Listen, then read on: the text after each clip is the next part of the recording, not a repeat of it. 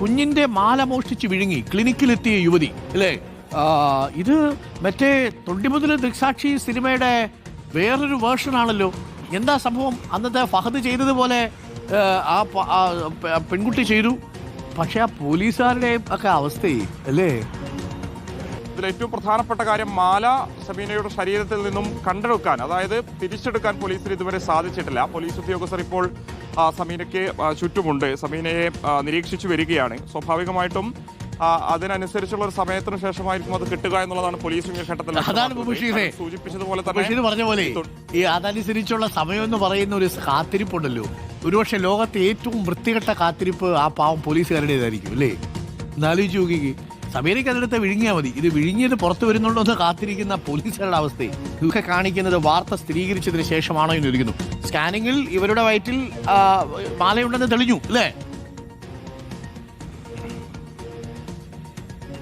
തീർച്ചയായും അരുൺകുമാർ, ഫോട്ടോ